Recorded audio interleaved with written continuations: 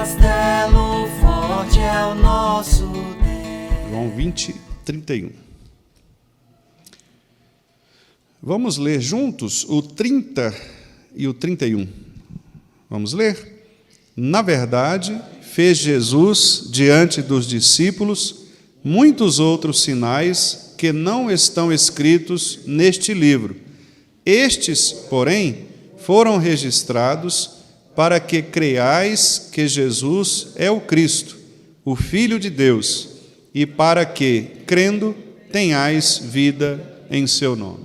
Então, esse versículo é muito interessante, porque o apóstolo João ele diz o seguinte, que o poder de Deus, o poder de Jesus Cristo, ele está além deste que está registrado nas Escrituras. As obras de Deus, os feitos de Deus, eles não estão contidos no texto desta Escritura. Cristo fez muito mais coisas, muito mais sinais, prodígios, milagres, do que aqueles que foram registrados aqui. Mas, ao mesmo tempo, João diz o seguinte, estes que foram registrados, eles são suficientes para cumprir o propósito designado por Deus. Qual é? Fazer com que as pessoas conheçam Jesus Cristo e creiam nele para serem salvos.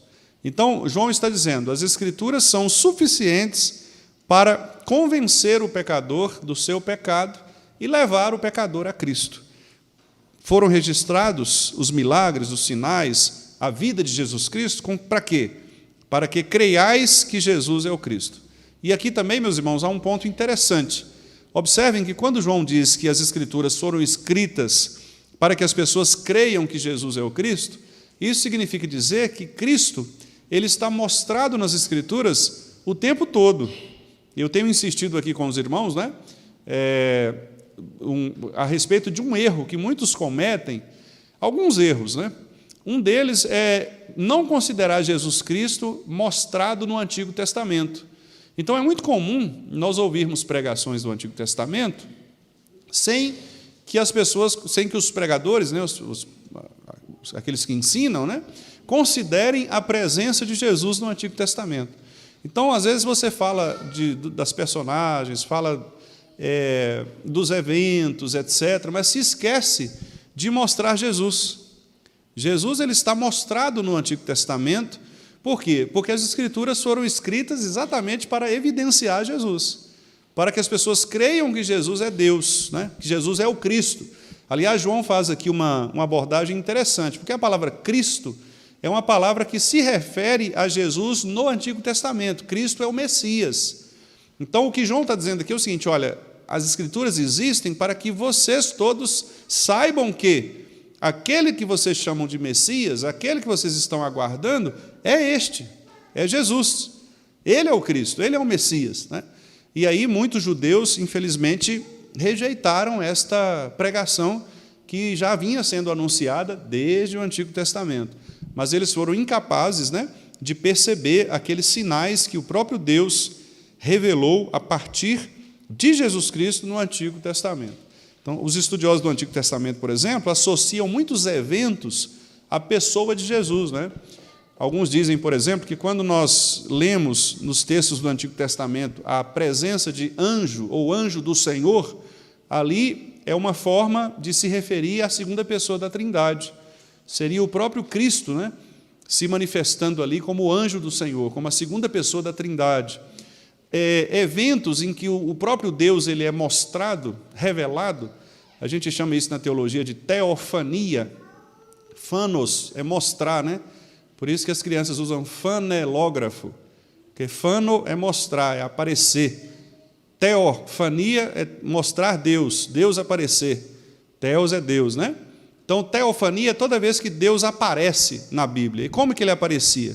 Ele aparecia na sarça que pegava fogo, ele aparecia na nuvem de fumaça, ele aparecia na nuvem de fogo, ele aparecia quando a fumaça enchia o templo, ou seja, eram teofanias, modos de Deus se revelar, modos de Deus aparecer. Então, os estudiosos dizem que todas estas formas visíveis de Deus aparecer eram, na verdade, sinais do próprio Cristo, ou movimentos do próprio Deus, para apontar fisicamente a presença de Cristo. Então, Cristo ainda não estava encarnado, obviamente. Ele vai ser encarnado no evento do Novo Testamento, né? No seu nascimento, propriamente. Mas ele estava sendo mostrado, apontado, né? E também ele era mostrado nas próprias coisas. Por exemplo, na arca. A arca é a presença de Deus com o povo, no Antigo Testamento. E o Emanuel é o Deus conosco, é o Deus presente com o seu povo.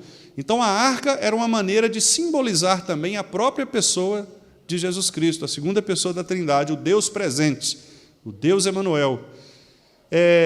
A arca de Noé, como nós já destacamos aqui, também era uma forma de evidenciar um lugar de refúgio, Deus acolhendo o seu povo, como Cristo também acolhe, recebe o seu povo e guarda o seu povo, livra o povo da morte para apresentá-lo vivo depois para Deus, né? O peixe que foi ali o objeto, né, da história de Jonas, engoliu o profeta Jonas, também o ventre do peixe, o lugar de refúgio.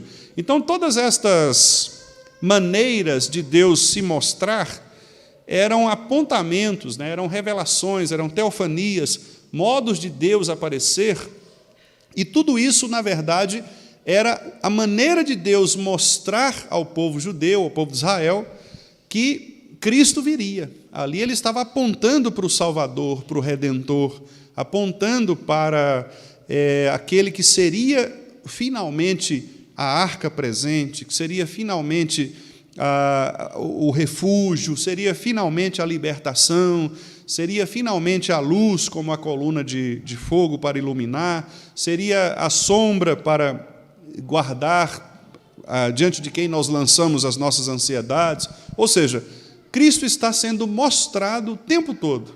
No entanto, o povo judeu, ou parte dele, né, rejeitou esta mensagem de revelação. Por isso que Hebreus, nós meditamos nisso domingo passado, né? Hebreus, lá no capítulo 1, versículos 1 a 4, Hebreus diz isso, olha, o escritor aos Hebreus, né? Ele diz, antigamente Deus falava de muitas formas aos pais, pelos profetas. Quer dizer, Deus falava de muitas maneiras, por meio da nuvem, por meio da sarça, várias formas. Hoje não. Agora ele nos fala pelo Filho. Então, Cristo, ele resume todas estas formas de revelação exteriores de Deus, né? Então, Cristo estava sendo mostrado ali. É isso que João está dizendo. Estes aqui que foram registrados nas Escrituras, todos eles, não só do Novo Testamento, mas todos eles, foram registrados para quê?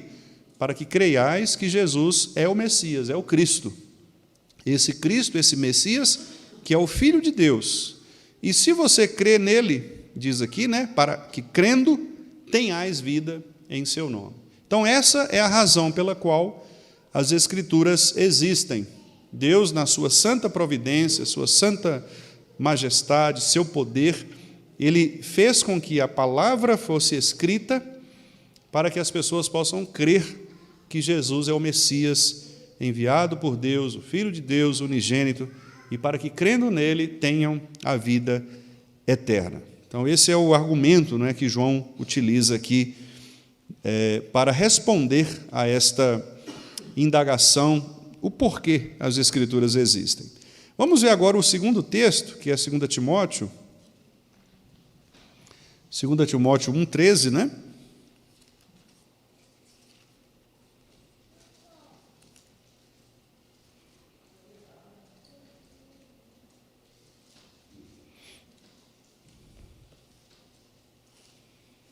Segunda Timóteo, segunda carta de Paulo a Timóteo.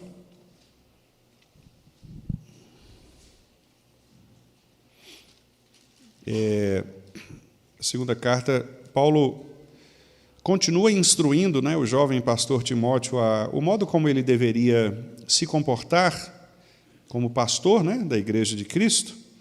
E o tempo todo, Paulo, tanto na primeira quanto na segunda carta, Paulo mostra para Timóteo que o padrão pastoral é a fidelidade à palavra, né? O tempo todo, Paulo diz, olha, esta palavra é fiel, seja padrão dos fiéis, mantenha a doutrina, fique firme, né, nesta palavra que eu te ensinei. E aqui, mais uma vez, ele dá esta instrução a Timóteo. Vamos ler, então, 2 Timóteo 1, versículo 13. Mantém o padrão das sãs palavras que de mim ouviste, com fé e com o amor que está em Cristo Jesus. Então aqui novamente, como eu disse, Paulo ele evidencia o fato de que Deus Pai, ele fez registrar as palavras dele, que ele chama aqui de sãs palavras, ou sadias, santas, saudáveis, palavras puras, que Timóteo ouviu do próprio Paulo, com fé.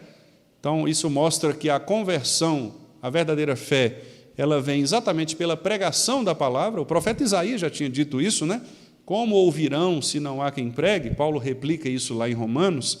Então, de fato, a pregação ela vem pelo ouvir. E o ouvir o quê? A fé, melhor dizendo, A fé vem pelo ouvir. E ouvir o quê? Ouvir a palavra de Cristo. É o que Paulo está dizendo aqui. Timóteo ouviu a palavra, que é sagrada, que é sã, que é sadia. Esta palavra produziu fé no seu coração, e esta fé gerou amor para com Jesus Cristo. Então, a mesma coisa que João acabou de dizer ali para nós, A palavra existe para que nós possamos crer em Jesus Cristo e, crendo nele, tenhamos a vida eterna. Então, irmãos, é muito interessante nós defendermos esta doutrina, que está resumidamente exposta nessa pergunta, porque uma das considerações mais importantes e que definem uma igreja genuinamente cristã é exatamente o apego, o apreço que esta igreja tem pela palavra de Deus como única revelação do Senhor, revelação suficiente do Senhor. Geralmente as seitas, as falsas religiões, eu estou preparando algumas leituras, a gente vai começar no Instituto, semana que vem, falando com os irmãos sobre seitas e heresias, e uma das questões, antecipando aí nossas aulas, André e Alan, os irmãos que fazem, Tiago, uma das discussões que demonstram a diferença entre a verdadeira religião e as seitas é exatamente o papel que as Escrituras Sagradas têm.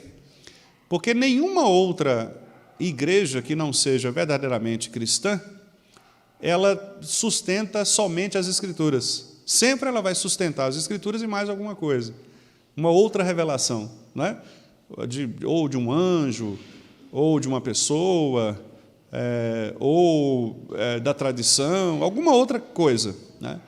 Nós não. Nós cremos que só a Escritura é suficiente para levar alguém a Cristo. Só a Escritura. Então, por isso que essa pergunta ela é extremamente importante, porque elas ensinam o que o homem deve crer a respeito de Deus, crer acerca de Deus, Principalmente o que o homem deve crer a respeito de Deus. Só a Escritura revela o ser de Deus. Só a Escritura revela perfeitamente o ser de Deus. Nós temos trabalhado aqui, os irmãos se lembram, que a natureza, a criação, a providência, também revelam traços de Deus, e isso faz com que o homem, inclusive, seja indesculpável. Mas só a Escritura é suficiente para dar ao homem aquele entendimento de Deus suficiente para a salvação. Sem a Escritura, portanto, o homem permanecerá escuro no seu entendimento, na escuridão, e ele será incapaz de ver a salvação na pessoa de Jesus Cristo. Então, por isso as Escrituras são fundamentais, e isto faz toda a diferença. Uma pessoa que ela admite crer em Deus, admite crer em Jesus, mas ela não aceita a Escritura como sendo palavra de Deus, única regra de fé e de prática, ela nega exatamente o que ela acaba de confessar. Porque se ela deposita noutra coisa fonte de autoridade, ela está dizendo que esta outra coisa tem poder maior ou autoridade maior do que a palavra do próprio Deus. E isso, então, vai diferenciar a igreja genuinamente cristã, bíblica, das seitas e heresias que nós temos espalhadas por aí. Eu vou aqui agora, irmãos, fazer a leitura de alguns trechos da Confissão Belga. A Confissão Belga é uma confissão de fé, e ela foi escrita no período do século XVII, escrita por um irmão nosso chamado Guido Debré. Ele foi um pastor reformado e ele resolveu, né, escrever ali esses artigos de fé, e ele aborda vários artigos, né, a respeito da teologia cristã. E este escrito ele foi tão bem fundamentado nas Escrituras que os nossos irmãos holandeses, eles adotaram a confissão de fé belga, né? Embora ela se chame belga, não quer dizer necessariamente que é só da Bélgica, né? Ela foi adotada pelos países chamados Países Baixos, né? Então compreende ali a Bélgica, a Holanda, também a Alemanha, né? Uma porção. Então alguns dos nossos irmãos até hoje eles subscrevem a confissão belga como sendo uma confissão genuinamente cristã, né, fiel às Escrituras Sagradas. Então, eu vou ler aqui alguns trechos que esta confissão belga traz a respeito das Escrituras, exatamente para completar esta ideia, né, da finalidade das Escrituras. Elas nos foram dadas para que nós conheçamos a respeito de Deus e aquilo que Deus requer de nós. Então, o artigo 3º diz assim: nós confessamos que a palavra de Deus não foi enviada nem produzida por vontade humana, mas homens santos falaram da parte de Deus, movidos pelo Espírito, como diz o apóstolo Pedro, segunda carta de Pedro 1:21. Depois Deus, por seu cuidado especial para conosco e para com a nossa salvação, mandou os seus servos, os profetas e os apóstolos, escreverem sua palavra revelada. Ele mesmo escreveu com o próprio dedo as 2 tábuas da lei. Por isso, chamamos estes escritos de sagradas e divinas Escrituras. Então, essa é a primeira parte aqui do artigo 3º, né? De maneira muito interessante, então, o nosso irmão coloca aqui: Deus, tendo cuidado especial para conosco e para com a nossa salvação, Ele mandou que os seus servos, apóstolos e profetas, escrevessem sua palavra revelada. Então, exatamente isso, né? O Senhor revela por meio do seu Santo Espírito as Sagradas Escrituras, e Ele faz isso para que nós conheçamos a respeito dEle, quem Deus é. Nós só poderemos conhecer quem Deus é nas Escrituras. Depois, aqui no artigo 5º, a respeito da autoridade das Escrituras, ele diz assim: recebemos todos esses livros, os livros chamados canônicos, né? E somente esses, como sagrados, para regular, fundamentar e confirmar a nossa fé. Nós cremos, sem dúvida nenhuma, em tudo o que eles contêm, não tanto porque a Igreja os aceita e os reconhece como canônicos, mas principalmente porque o Espírito Santo testifica em nosso coração que eles vêm de Deus, como eles mesmos provam.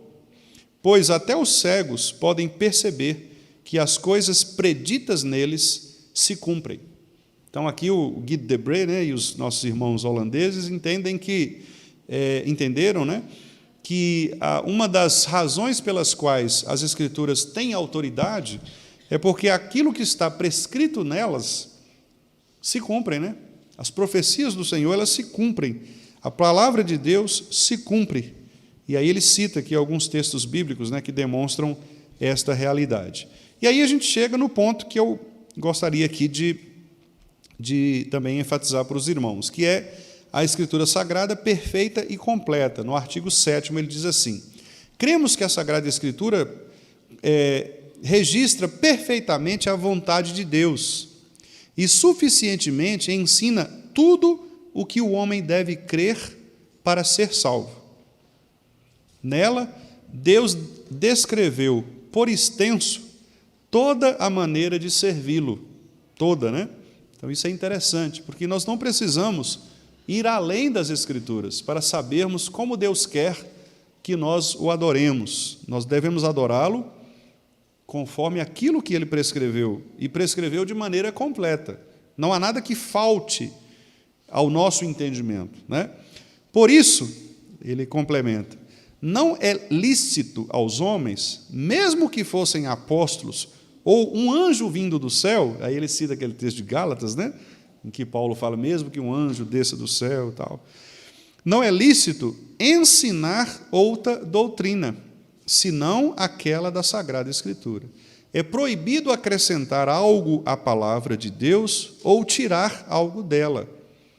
Assim, se mostra claramente que sua doutrina é perfeitíssima e, em todos os sentidos, completa. Nós vamos ver depois os textos bíblicos. Não se pode igualar escritos de homens às escrituras divinas, por mais santos que tenham sido os autores. Nem se pode igualar a verdade de Deus costumes, popularidade, antiguidade, sucessão de tempos, pessoas, concílios, decretos e resoluções. Pois a verdade está acima de tudo, e todos os homens são mentirosos e mais leves que a vaidade. Então, mesmo que nós peguemos aí irmãos nossos consagradíssimos, né, como Agostinho, por exemplo, como o próprio Calvino e outros, né, que escreveram verdades preciosas a respeito da teologia, nenhum desses escritos, por mais magistrais que sejam, podem ser sequer, né, comparados às Escrituras, ou mesmo tradições da igreja, ou mesmo concílios, interpretação de concílios, ou mesmo as nossas confissões e catecismos, né?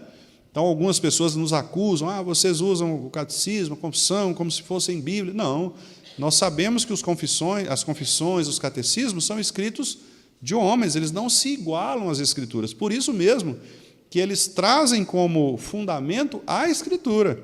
Tudo que está escrito aqui vem apoiado por um texto da Escritura, ou mais, né? Um ou mais textos das Escrituras. Por quê? Porque nós cremos nisto, que a Escritura é superior a qualquer escrito humano, por mais santo, por mais distinto que tenha sido este autor, né, e este escrito. E aí a confissão diz assim: por isso, rejeitamos de todo o coração tudo que não está de acordo com essa regra infalível, a Escritura, conforme os apóstolos nos ensinaram. Aí ele cita a 1 de João e 2 de João, quando João disse assim: provai os espíritos, se procedem de Deus, 1 de João 4:1. E depois, se alguém vem ter convosco e não traz esta doutrina, não o recebais em casa, 2 João, versículo 10. Né? Então aqui, meus irmãos, a gente percebe exatamente o apreço que os nossos irmãos do passado, eles revelaram, né, a respeito da Escritura Sagrada, o papel da Escritura Sagrada na vida da igreja. E aí eu quero ler com os irmãos aqui alguns textos bíblicos. Outros, né, além dos dois que nós já lemos ali no Catecismo, eu vou trazer outros aqui que são citados também pela Confissão Belga como fundamento para essa nossa ideia que nós estamos mencionando aqui. O que a Escritura revela a respeito de Deus, quem Deus é e aquilo que Deus requer de nós.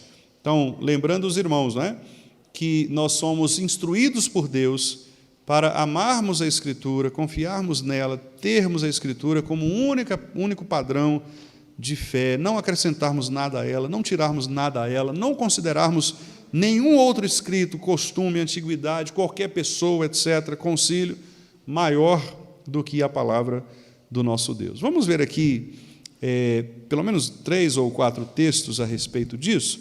Por exemplo, Apocalipse 22, 18 e 19.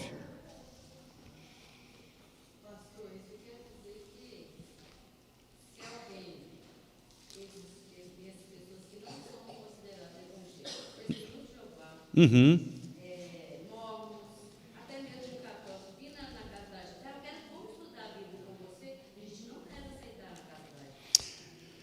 Esse é meu pensamento. Assim, eu até ouço assim, mas, eu quero estudar a Bíblia. Não quero não, porque eu já tenho um pastor. Sim. Na minha igreja que já faço isso. Então não quero. Tchauzinho, vou fazer minhas coisas, dá licença. Com essa finalidade, de fato, não, né? O que nós temos que fazer, se for possível fazer, é evangelizar essas pessoas, mas não recebermos em casa com vistas a sermos doutrinados por elas, né? É isso que o texto de João nos proíbe.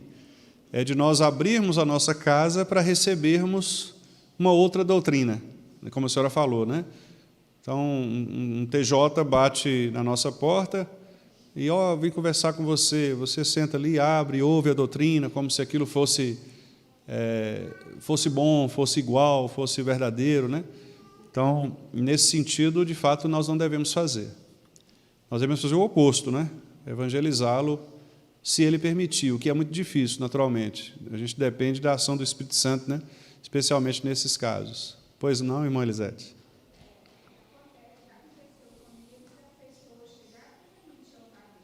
Uhum.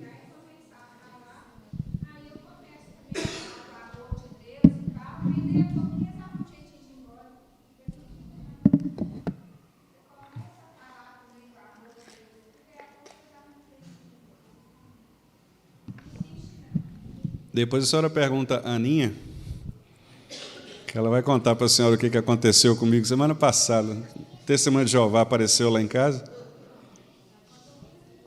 Eu não vou contar, não, deixa ela contar, porque foi engraçado. Depois, porque foram lá e começaram... Eu não queria discutir, mas ele quis, né? Então, aí foi uma discussão boa. Foi porque foi engraçado, por isso que eu estou contando aos irmãos, né? Foi engraçado, a Aninha ficou de longe assim, olhando, né? Foi engraçada a situação, porque ele queria de tudo quanto é jeito me convencer, né? E acabou que eu fui rebatendo os argumentos, e ele ficou nervoso, e o companheiro dele querendo sair, ficou engraçado, assim, a situação ficou engraçada, sabe? Depois a gente conta para vocês, foi uma situação bem engraçada. Mas é isso, né? O que o texto está proibindo é a gente aceitar doutrina falsa, né? Dentro da nossa casa. E é bom lembrar, irmã Sirlene, foi boa a pergunta que a senhora fez, porque no Novo Testamento, quando geralmente os apóstolos utilizavam casa, eles não estavam se referindo só à minha casa, porque lembra que os nossos irmãos se reuniam em casa, né? Eles não tinham igrejas como nós temos, eles se reuniam nas casas. Então, a palavra casa ali, ela também se refere àquelas reuniões públicas da igreja, quando o povo de Deus se reunia, né, de maneira até escondida em alguns casos, por causa da perseguição. Então, o que acontecia? O que o apóstolo está proibindo aqui é que nós também recebamos na igreja pessoas com doutrinas falsas, né? Por isso que nós temos muito cuidado, meus irmãos, de escolhermos, devemos ter, né, esse cuidado, de escolhermos a quem nós vamos dar o espaço de ensino na igreja, né? Isso aí não é uma birra, uma pirraça, nada disso não. É o cuidado mesmo que nós temos que ter em relação a quem nós permitimos ensinar. Porque, às vezes, nós abrimos espaços, né, para pessoas que ensinam o que a Bíblia não ensina. E é perigoso isso, porque às vezes fala, mas foi só uma coisinha, mas às vezes tem uma pessoa ali na plateia, né, no palco, no púlpito ali, no público, né, que às vezes pega aquilo ali, entende e aquilo vira um problemão. Eu já vi situações assim, quase dividirem igrejas, de uma pessoa que foi e falou uma coisa e aquilo lá deu uma confusão, assim, sabe? Irmãos tiveram problemas por causa disso, e por causa de uma pessoa que foi e falou uma coisa que não deveria ter falado. Então, é muito perigoso, né? Por isso que a gente tem que ser cuidadoso assim, com quem a gente permite ensinar, né? Permite ensinar. Então, é isso que João está falando. Olha, cuidado, não recebam na igreja de vocês, na casa de vocês, né, pessoas que tragam doutrinas falsas. Não deixem isso acontecer, né? Vamos ler aqui o texto de Apocalipse 22, 18 e 19, não é isso? Vamos ler juntos? Eu, a todo aquele que ouve as palavras da profecia deste livro, testifico. Se alguém lhes fizer qualquer acréscimo, Deus lhe acrescentará os flagelos escritos neste livro. E, se alguém tirar qualquer coisa das palavras do livro desta profecia, Deus tirará a sua parte da árvore da vida, da cidade santa e das coisas que se acham escritas neste livro. É muito sério isso, né, meus irmãos? Ontem, eu, irmão Edson, irmão Gessi, irmão Serginho, né, a gente estava juntos no carro, e a gente falava basicamente sobre isso, né, sobre o fato de alguns pregadores e pessoas que ensinam, né, em geral, às vezes pregarem mais as suas opiniões do que a palavra de Deus, né? Ou seja, a pessoa, o que ela faz? Ela acrescenta coisas à palavra de Deus, ou então deixa de pregar o que a palavra prega. Quer dizer, ela está tirando, né? Então, ela, não necessariamente ela está tirando aqui o texto, mas ela seleciona. Então, por exemplo, existem pregadores que só pregam temas que eles gostam. Certo? Porque são temas que ele escolhe, ele prega tema que ele gosta. O que ele está fazendo com isso? Ele está tirando verdades que devem ser pregadas para a igreja. Ele está selecionando. Por isso que aí é uma defesa minha, né? Não, é uma interpretação que eu faço. Eu acho que o ensino bíblico na igreja, ele tem que ser sempre, preferencialmente, um ensino sequencial, integral. Por quê? Porque quando o pregador, e nós somos pecadores, né, meus irmãos, a gente tem a tendência nós gostamos de uma coisa mais do que outra, isso é natural da gente. Então, se o pregador ele for trabalhar muito com o que ele gosta, pode acontecer de ele deixar de pregar verdades na igreja, verdades que a igreja precisa ouvir, aliás, até ele mesmo precisa ouvir, às vezes, né? Algumas situações. Aí o que ele faz? Como ele seleciona, ele só prega aquilo que ele gosta de pregar. E aí ele deixa de alimentar a igreja noutros temas. Por isso que a pregação, como os nossos irmãos reformados faziam, como Calvino, por exemplo, Martyn Lloyd-Jones, Charles Spurgeon, e tantos outros, que eram pregações em sequência, né? Eles escolhiam um livro, por exemplo. Calvino tem uma história muito interessante. Quando ele foi expulso, né? Praticamente expulso de Genebra, ele vai embora, ele passa um tempo exilado, e quando ele volta, ele assume o púlpito da igreja, e os biógrafos contam que quando ele vai abrir o texto, ele fala assim: irmãos, vamos continuar no último sermão, se não me engano era 1 aos Coríntios, eu não me lembro bem. Ele falou: vamos abrir no texto que nós paramos. Isso tinha uns 3 anos para trás. Ele deu sequência ao texto, né? Quer dizer, é interessante, né? Porque o Martyn Lloyd-Jones também, o Dr. Lloyd-Jones, ele pregou anos, né? Em vários textos. Ele pegava Romanos, por exemplo, pregava anos, só em Romanos, mais de 10 anos, né? Pregando só numa carta.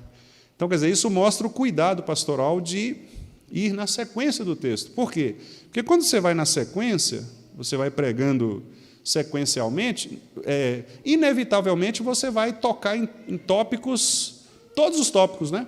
Você não vai selecionar tópicos.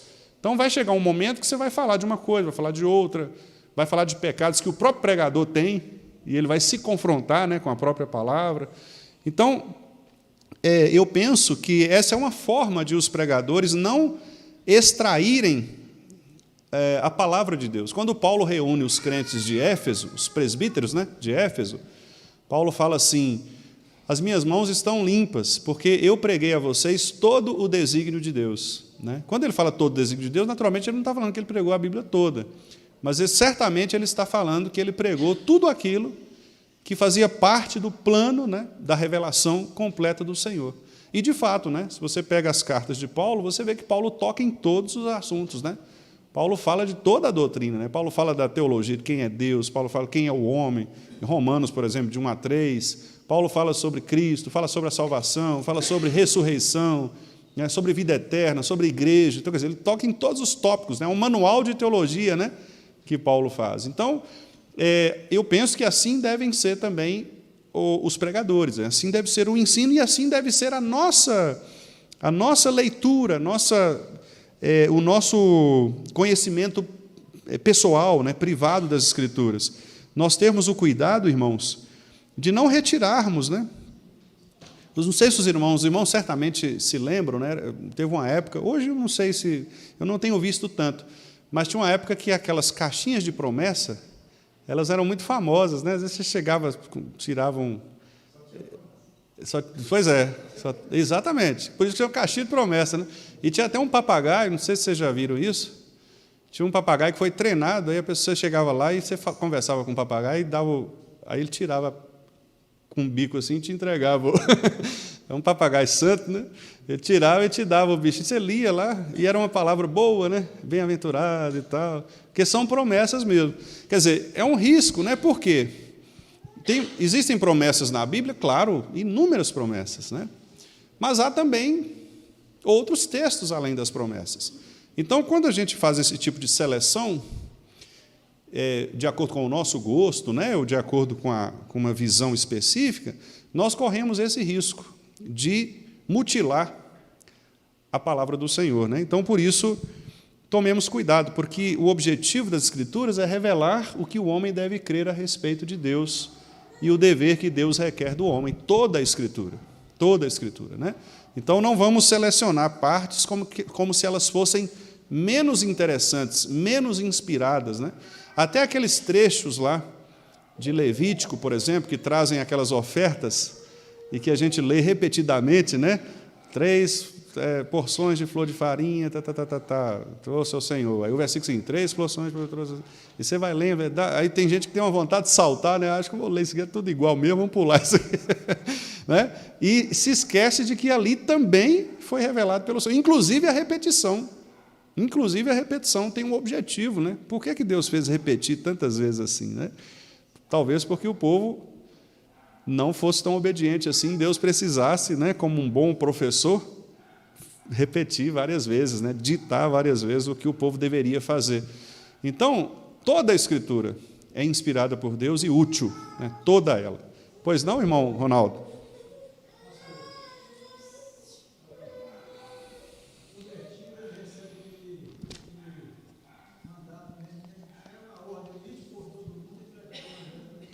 Uhum. Na simplicidade, às vezes, do pregador, pode cair esse erro aí. Qual a consequência? Porque você vai pregar o evangelho, às vezes você está deixando de falar aquilo que você está começando a falar. Uhum. Muitas vezes também, tirando também outra coisa. Sim. Qual a consequência? Porque a gente conversa com várias pessoas que são crentes de igrejas aí, chamadas evangélicas, inclusive povos. Uhum.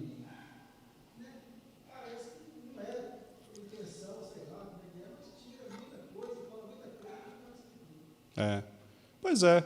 Eu penso, irmão Ronaldo, assim, que Deus ele nos dá condições, né? Ele nos dá capacidade, né? Tanto intelectual quanto, no nosso caso do Brasil, né? Que nós somos um país livre, né? Nesse sentido. Então, nós temos condições, né, de buscarmos um conhecimento melhor, maior, né, a respeito das Escrituras, da teologia. Hoje a gente pode acessar bons pregadores, né, pregadores fiéis à palavra de Deus, você pode acessar na sua casa, ouvir, estudar, né? Então, eu penso que hoje talvez a desculpa seja menor, né, de alguém que queira negligenciar o conhecimento, porque você tem muitas ferramentas, né? Você tem muito material disponível, você tem muita forma de aprender mais e melhor, né? Então, eu penso o seguinte, que nós devemos ter muito cuidado, né, para, não sermos negligentes, né? Não sermos negligentes com aquilo que Deus nos deu, né? É claro que o nosso Deus ele é condescendente também, Deus é tolerante, Ele é longânimo, né? Eu penso que, por exemplo, um irmão que acaba de se converter, tem pouco conhecimento doutrinário, mas ele tem o fervor espiritual e ele quer pregar o Evangelho a uma pessoa, né? Mesmo que ele faça isso de maneira errada, por assim dizer, eu penso que Deus pode utilizar isso, né? Porque Deus não está preso, restrito à condição do homem, né? Deus não está preso à minha capacidade. Não é porque eu tenho esta ou aquela habilidade que isso vai fazer diferença. O que faz a diferença é o Espírito Santo de Deus, né? Então, eu posso ser extremamente capacitado e pode vir um irmão aqui, às vezes, sem qualquer escolarização e aquela palavra tocar mais no coração, né, pelo Espírito Santo do que da minha parte. Mas isso não significa dizer que nós não tenhamos que nos preparar, né? E esse é o erro, por exemplo, que algumas seitas, né, como a Cristã no Brasil, por exemplo, comete. A ideia de que não, o Espírito Santo ele fala, então quem vai falar hoje? Aí o irmão André, né, levanta e fala, eu tenho uma palavra, Deus me deu uma palavra, e ele vai e fala a palavra de Deus, né, sem qualquer tipo de conhecimento, sem qualquer tipo de preparo. Então, assim, nós não cremos nisso. Nós cremos na atuação do Espírito, claro que cremos, mas nós cremos também que o nosso Senhor, Ele responsabiliza alguns para fazerem isto, né, para serem mestres. Isso é muito claro na própria organização da igreja, né? quando Deus instituiu os apóstolos, instituiu os presbíteros, exatamente para isso, para que houvesse homens capacitados para instruir a igreja. A instrução ela é muito clara, né? É o didaquê, né? É o ensino cristão. Isso desde o Antigo Testamento já existia, né?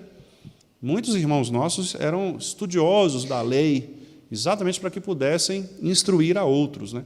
Então eu penso que Deus vai cobrar, especialmente daqueles que têm que foram chamados para isso e que negligenciam isto, né? Então, se eu fui chamado para ser um professor da Bíblia, um mestre da palavra, eu preciso me esforçar para ensinar a palavra de maneira fiel. E Deus vai me cobrar se eu fizer isso irresponsavelmente, né? Então, é assim que eu vejo, né? A responsabilidade nossa ela é muito grande. Aliás, o texto que a gente vai ler aqui agora, Marcos capítulo 7, pedir os irmãos para abrirem aí, acho que fala um pouco sobre isso também. Marcos 7, vamos ler o 6, do 6 ao 9.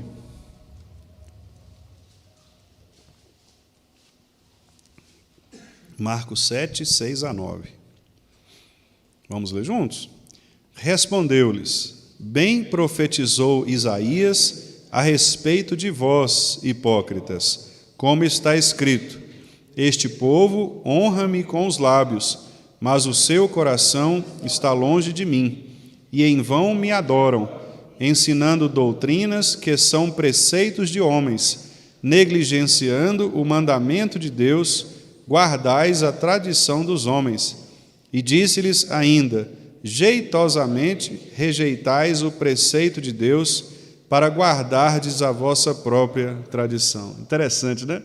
Esse advérbio aí, jeitosamente, ele é muito interessante, porque ele demonstra exatamente a sagacidade, né? Assim, a sutileza com que as heresias entram na igreja. Como é que é, irmão Vianel? Pois é, eu acho que no caso do brasileiro ainda é mais jeitoso ainda, né? Ainda é mais jeitoso, exatamente. É engraçado, né? É mesmo, o jeitinho brasileiro. Sim, pois é. O reverendo Lugero, ele tem uma fala que ele diz o seguinte, que todo liberal ele é simpático.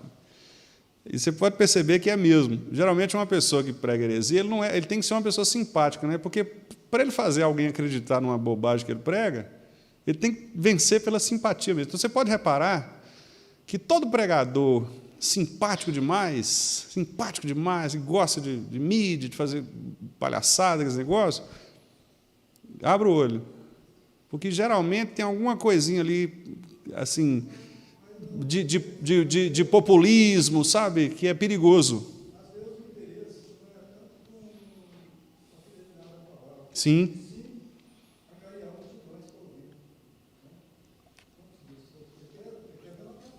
Exato, Sim. Há várias razões, né? E é interessante, irmãos, que Jesus é o nosso maior exemplo para tudo, né? Eu fico vendo, Jesus como pregador, ele atraía multidões. Jesus falava, diz o texto lá, né, do Evangelho, que ele falava e ele atraía as pessoas porque ele falava como quem tem autoridade. O que é isso? É uma fala imponente, é uma fala de alguém que você ouve e você fala, olha, eu vou ouvir essa pessoa porque parece que ele tem uma coisa importante, significativa. Jesus ele era agradável, ele não era uma pessoa mal educada, né? Não era uma pessoa rude, mas observe que Jesus, no seu ministério de pregação, ele sempre falou a verdade, né? E, às vezes, essa verdade ela era tão impactante que ela repelia pessoas, naturalmente, porque a verdade ela repele algumas vezes, né? Tanto, talvez a parte mais difícil seja aquela parte em que o próprio Pedro, né, e alguns ali dizem, Senhor, se o Senhor continuar falando desse jeito aí, o pessoal vai embora. Não é? E aí Jesus dá aquela resposta que é ainda mais forte, né? Ele diz, e vocês também não querem ir? Quer dizer, claro que não era do desejo, digamos assim, do desejo do coração do Pai, que aquelas pessoas fossem repelidas dali. Mas o que Jesus quis ensinar não é que nós devamos ser antipáticos, devamos ser rudes, devamos ser duros com as pessoas, não é isso. O que Jesus quis dizer é o seguinte, que entre a verdade e a popularidade, a simpatia, a boa vizinhança, fique com a verdade. A verdade ela tem que ser dita sempre, em amor, Paulo fala. Não precisa você, eu falo a verdade mesmo, e aí ser mal educado com as pessoas, rude. Não, não é isso que a Bíblia ensina.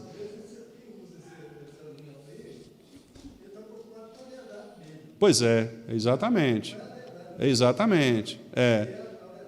Isso. O senhor falou muito bem, porque às vezes a pessoa usa esse argumento assim, para defender uma sinceridade, mas ele, ao mesmo tempo que ele está defendendo uma sinceridade, ele está sendo mal educado mesmo. E a Bíblia não quer que nós sejamos mal educados, né?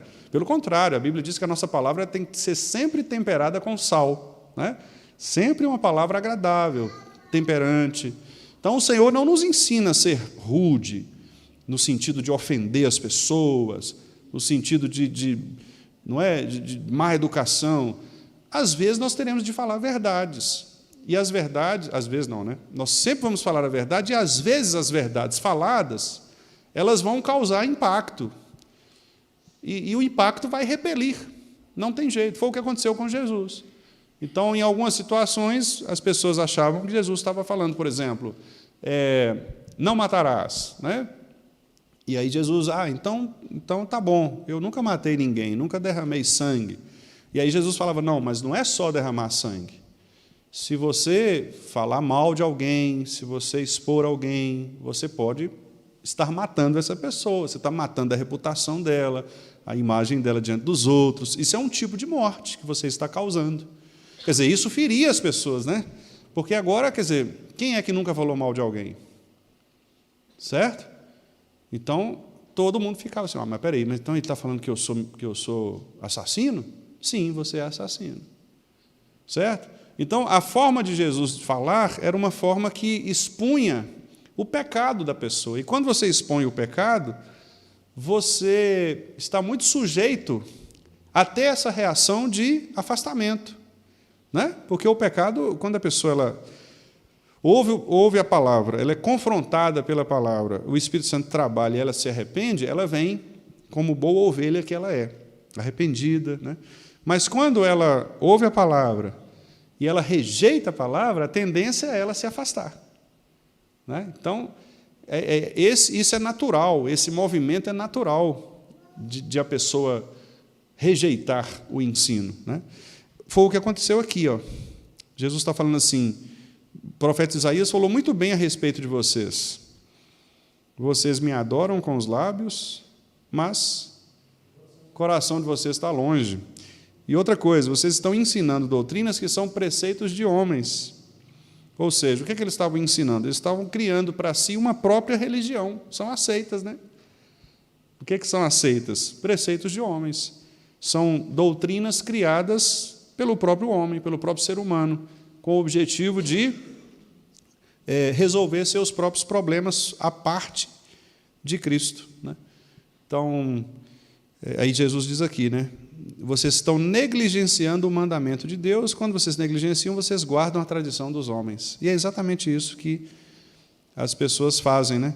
Eu perguntei para o moço lá que queria me evangelizar o seguinte, se ele tinha certeza da salvação. Ele falou que não tinha como ele saber, mas que ele estava buscando. Eu falei, mas eu tenho como saber, porque o Cristo que me salvou me disse que se eu crer nele, eu serei salvo. Você crê nesse Cristo, que disse que você vai ser salvo se você crê nele? Mas lá em Gálatas, Paulo falou que nós temos que fazer a nossa parte, né? Temos que fazer as nossas obras. Eu falei, sim, mas as obras lá são resultado de você crer em Jesus. Você crê nesse Jesus? Aí, depois vocês perguntam a Aninha o que deu. Então, quer dizer, percebe, irmãos? As Escrituras são claras, né? Elas dizem o que nós devemos saber a respeito de Deus e o que Deus requer de nós. E eu vou finalizar, irmãos, já deu o nosso horário aqui, né, 9 horas, eu quero finalizar com o profeta Miqueias. Profeta Miqueias, capítulo 6, versículo 8. Acredito que os irmãos saibam, né, bem esse texto também. Miqueias 6, 8. E aí a gente finaliza, né, exatamente para fundamentar essa última parte aqui. O que Deus requer, né, de nós. Vamos lá? Miqueias 6, 8. Vamos ler? Ele te declarou, ó homem, o que é bom e o que é que o Senhor pede de ti, que pratiques a justiça e ames a misericórdia e andes humildemente com o teu Deus. Interessante, né? Então, a Bíblia é clara. A Bíblia é clara, né? Não há confusões nas Escrituras. Deus se revelou de modo claro em Jesus Cristo, a fim de que nós saibamos que Jesus Cristo é Deus, é Messias, é o Cristo, o Filho de Deus, que veio para salvar o seu povo dos pecados deles, e crendo nesse Cristo, nós tenhamos a vida eterna. Então, meus irmãos, que Deus nos abençoe, não é? E que nos faça cada dia mais, né, amar a palavra do Senhor, a Escritura Sagrada. Com essa pergunta, a gente encerra essa primeira parte, e a partir dos próximos estudos, nós entraremos numa sessão bastante rica, né, que é a respeito do ser de Deus. Então, nós vamos trabalhar, né, cada um daqueles atributos que são mencionados, né, a respeito de Deus. Deus é eterno, infinito, né, em seu ser, sabedoria, poder, santidade, justiça, bondade e verdade, né? Então, nós vamos trabalhar cada um desses aspectos, desses atributos, para nós entrarmos nessa parte aí da teologia, né, propriamente dita, que é o estudo do ser de Deus, né? E para os irmãos de Westminster foram momentos muito preciosos, né? Os biógrafos contam que nesse momento eles passaram horas e horas em oração, apenas para responder a cada um desses atributos, né? Porque eles entendiam, e nós também entendemos assim, que é impossível a nós, né, qualquer tentativa de definir quem Deus é, né?